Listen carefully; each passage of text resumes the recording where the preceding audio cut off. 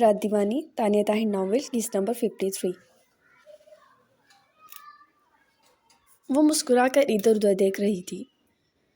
اس party میں بچے بھی تھے، بڑے بھی تھے، لیکن بہت ڈیسنٹ ماحول تھا۔ لگ ہی نہیں رہا تھا بچے کی سالگرہ بھی ہے، اور جس بچے کی سالگرہ تھی وہ خود بہت اپ ٹو ڈیٹ تھا۔ ایسے سب سے مسکرا کر مل رہا تھا۔ بہارے تو حیران رہ گئی، اتنا پڑھا لکھا ماحول اور اتنی مینجمنٹ دیکھ کر۔ دارا نے اس کے ہاتھ میں جوس کا گلاس دیا اور اسے ایک طرف لے آیا۔ سردی تو نہیں لگ رہی؟ اس نے فکر مندی سے پوچھا۔ وہ خود بھی ڈریس سوٹ میں تھا۔ نہیں تو، وہ جلدی سے بولی، کافی پرجوش لگ رہی تھی۔ بس یہ ایئرنگ کانوں میں درد کر رہے ہیں، آپ لے لیں۔ اس نے جلدی سے اتار کے اس کے ہاتھ میں تھما دیے، جنہیں دارا نے نفی میں سر ہلاتے اپنے جیب میں ڈال دیا۔ حالانکہ وہ کلچ بھی لائی تھی، مگر عقل ہوتی تو استعمال کرتی۔ یہاں کیا ہونے والا ہے؟ سامنے ایک سٹیج بنی تھی۔ وہ ایکسائٹیڈ سی سٹیج کی طرف دیکھنے لگی۔ آئی تھنک میجیکل شو، وہ اندازہ لگانے لگا۔ کتنی بکواس پارٹی ہے، اگر بچوں کا ہی کھیل تھا تو ہمارا ڈنر ارینج کیوں کیا؟ میں آرام سے سوتا، وہ عاجز سا بولا۔ بس کریں دارا، انجوائے بھی کر لیتے ہیں کبھی کبھی۔ وہ اس کے بازو کو جوش میں تھامے دیکھنے لگی۔ ساری لائٹس آف ہو گئیں چاروں طرف، اور بہارے گھبرائی، لیکن دارا نے اسے اپنے بازو میں بھر لیا۔ ٹیک اٹ ایزی، میں ہوں یہاں، وہ اس کے کان میں بولا۔ بہارے اس کے سینے سے لگی کھڑی تھی۔ ایک دم لائٹس آن ہو گئی تو وہ دونوں الگ ہو گئے۔ بہارے مسکرا دی۔ دارا نے بھی اس کی جانب دیکھا۔ وہ نارمل ہو چکی تھی۔ جوس کا گھونٹ لیا اور ایک دم سامنے ایک جوکو اوپر سے نیچے آ کر پڑا۔ بہارے کے ہاتھ کا جوس، جو اب بھی لبوں کو چھوتا ہی بے ساختہ ہاتھ سے چھوٹا اور زمین بوس ہو گیا۔ لیکن چونکہ گراس تھی، تبھی نہ وہ ٹوٹا اور نہ ہی اس کی آواز پیدا ہوئی۔ دارا سکون سے شو دیکھنے لگا، جبکہ بہارے آنکھیں پھاڑے سامنے دیکھنے لگی۔ وہ جوکر اٹھا اور بلا وجہ ہنسنے لگا۔ بچے اس کے ساتھ ساتھ ہنسنے لگے، اور پھر اوٹ پٹانگ حرکتیں کرتا رہا۔ بہارے پتھر کی طرح جم چکی تھی۔ مما مما، کانوں میں چیخیں سنائی دینے لگی۔ مما مجھے بچائیں، یہ مجھے لے جائے گا، بے ہنگم کہہ کے، اور ایک خوف سے بھرتی آواز اس کے کانوں کو سن کر گئی۔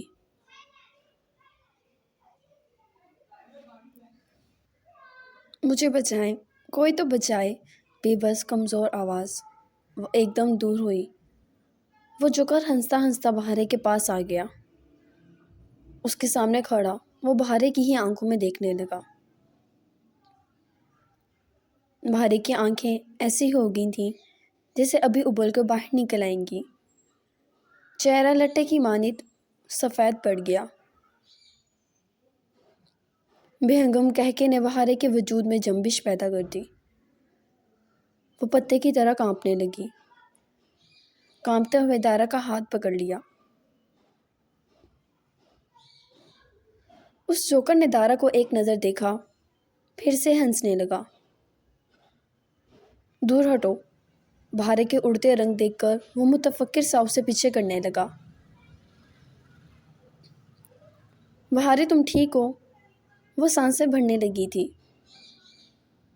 بہارے بہارے، ایک سانس اس جوکر نے بہارے کا نام بچوں کے ساتھ دہرانا شروع کر دیا، اور بہارے ہاتھوں میں آ گئی۔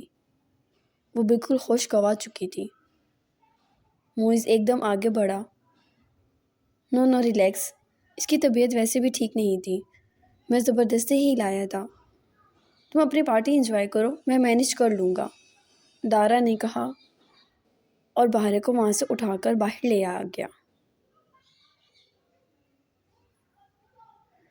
اس نے گاڑی کھولی، بہارے کو اندر لٹایا پوری احتیاط سے اور غصے سے گاڑی میں سوار ہونے لگا۔ وہ جوکر باہر نکل آیا تھا۔ وہ باہر نکلا کھڑا تالیاں بجا رہا تھا اور ابھی بہارے بہارے کہہ رہا تھا۔ وہ اس کا لحاظ تھا ورنہ وہ اس جوکر کی آنکھیں نوچ لیتا۔ جن نظروں سے وہ بہارے کو دیکھ رہا تھا اور وہ خود سے بے ہوش ہو گئی۔ یہ کیا فضول پارٹی تھی؟ وہ بہارے کی فکر میں پریشان سا ہوا اور اسے گھر لے آیا۔ وہ ابھی بھی ہوش تھی، خوف سے بے ہوش ہوئی تھی۔ زیادہ بڑی بات نہیں تھی، تو بھی اسے بیڈ پہ لٹا کے وہ خود بھی فریش ہو کر لیٹ گیا۔ لیکن غصہ بہت آیا تھا اس جوکر پر۔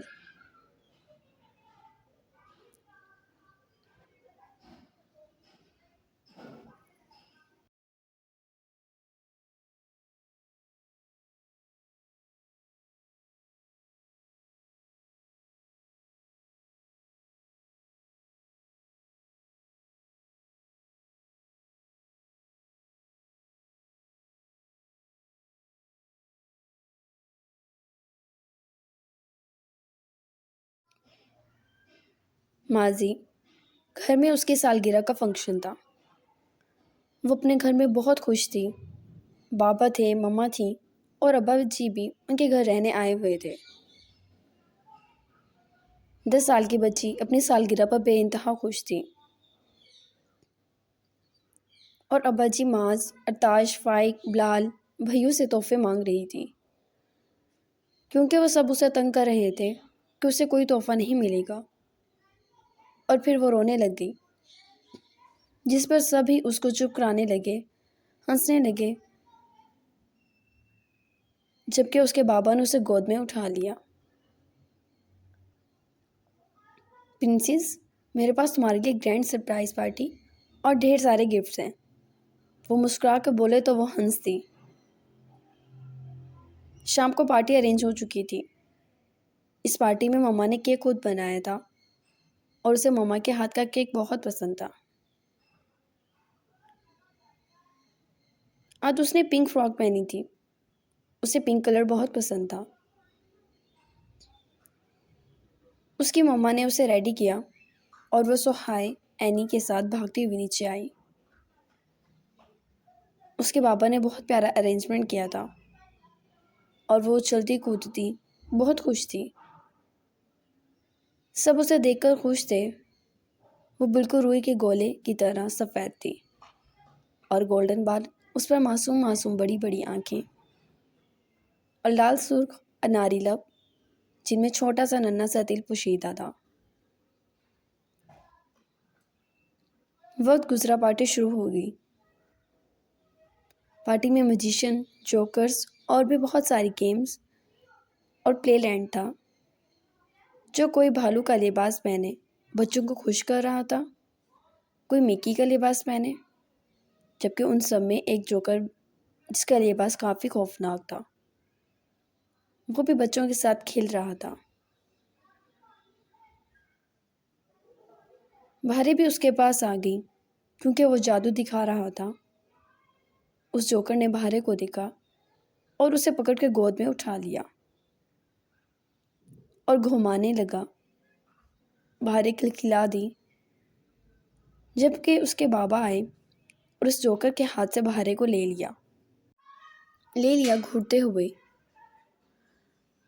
اس کی ماں نے بھی اس جوکر کو گھورا جبکہ بہارے کھلکھلا رہی تھی۔ پارٹی میں کیک کٹا اور سب کچھ بہت اچھا ہوا۔ اور پھر جیسے ہر سنڈے وہ لوگ ابا جی کے گھر جاتے تھے، وہ سنڈے کے دن ابا جی کے گھر جانے کے لیے نکلے تو گاڑی میں وہ سب ہنسی خوشی باتیں کر رہے تھے کہ اچانک ان کی گاڑی کے سامنے ایک گاڑی آ گئی۔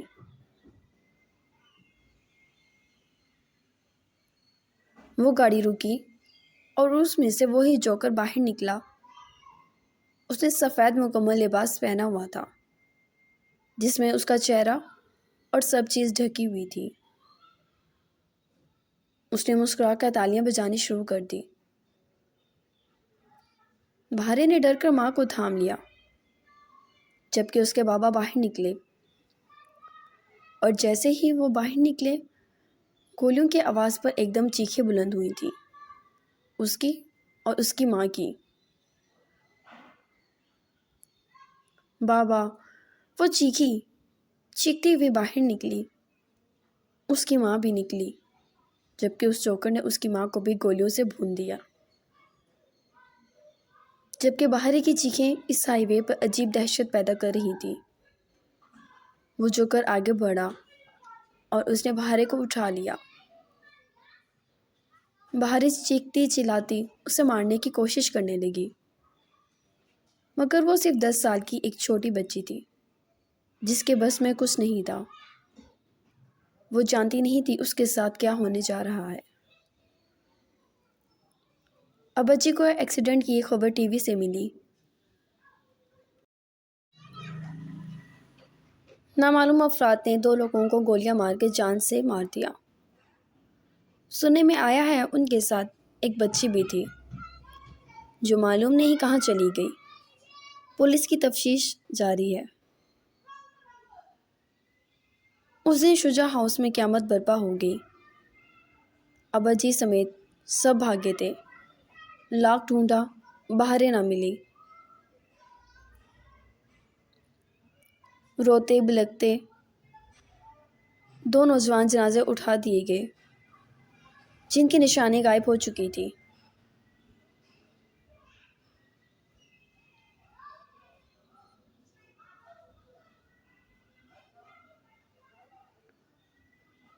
اس کی آنکھ کھلی تو خود کو اندھیرے کمرے میں پایا۔ وہ ڈر گئی تھی، بس 10 سال کی ہی تو تھی۔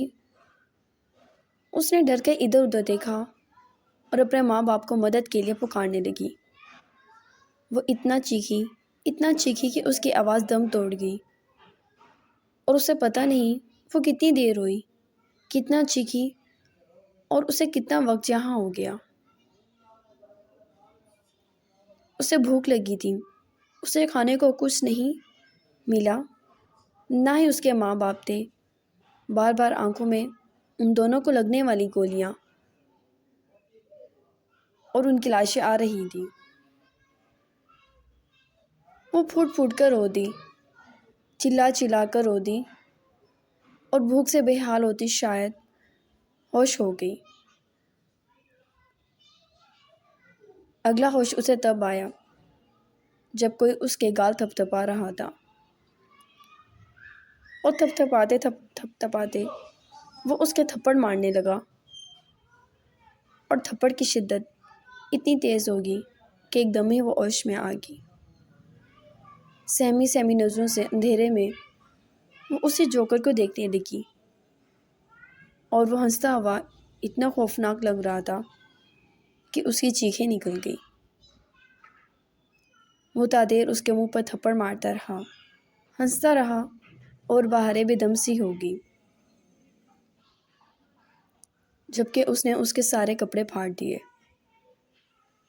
وہ چھوٹی سی بچی سہم کو خوفزدہ سی اپنے ماں باپ ابا جی سب کو پکارنے لگی، چلانے لگی، مگر سامنے ایک سائیکو درندہ موجود تھا جسے پولیس بھی عرصے سے ڈھونڈ رہی تھی، جو بچوں کے ساتھ زیادتی کر کے انہیں کوڑے پر پھینک کر چلا جاتا تھا،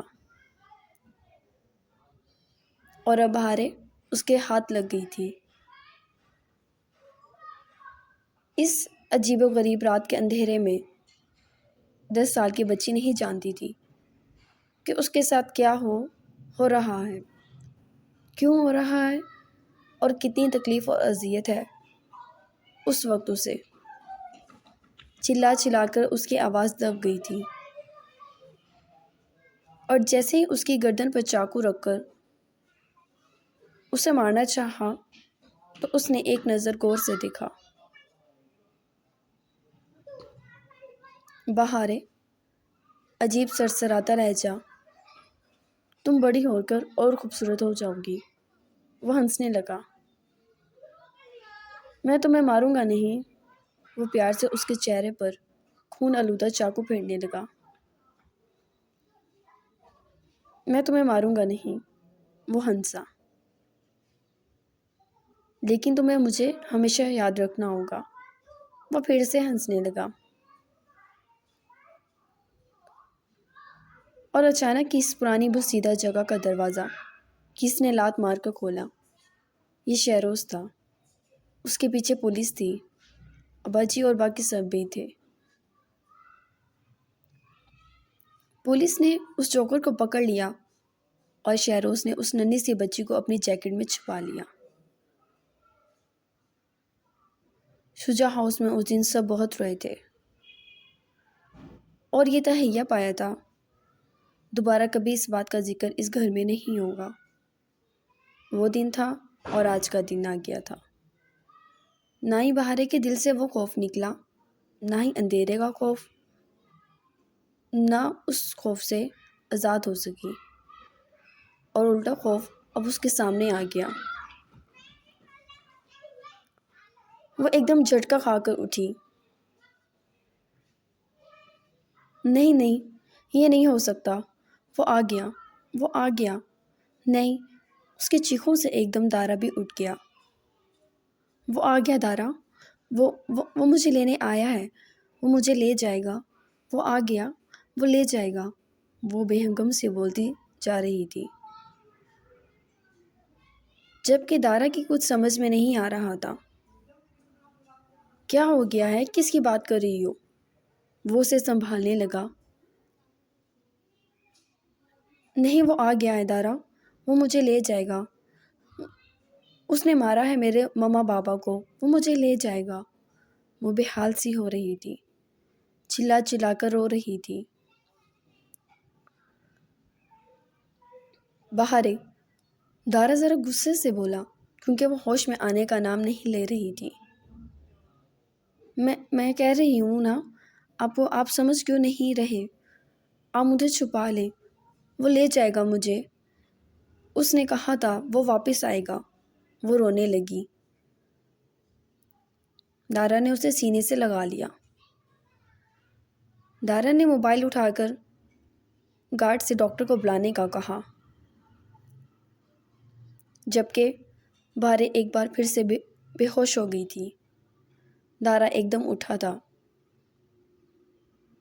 بہارے، اس نے اس کا چہرہ تھپتھپایا اور اس کے چہرے پر پانی چھڑکا۔ ہلکی سی آنکھوں پر جنبش ہوئی، مگر وہ مکمل ہوش میں نہیں آئی۔ تقریباً 10 منٹ میں ڈاکٹر لوٹا اور اس نے ذہنی ڈپریشن کا بتایا کہ کسی چیز کا گہرا صدمہ ہے اسے، اور یہ چیز اس کے بچے کو بھی پھینک دے سکتی ہے۔ وہ پریشانی سے بے ہوش اور بے چینی سے پاؤں پٹکتی بے ہوشی میں بھی بہارے کو دیکھنے لگا۔ دوسری طرف امی اور صنم بھی پریشان تھی۔ تم نے کچھ کیا ہے یا؟ دارا بیٹھے بٹھائے بچی کو کیا ہو گیا؟ امی غصے سے بولی۔ اس بات کا جواب تو اس کے ابا جی دیں گے۔ وہ وہیں بہارے کو چھوڑ کر باہر نکل گیا۔ دارا، امی پریشانی سے معاملے کو سمجھنا چاہ رہی تھی۔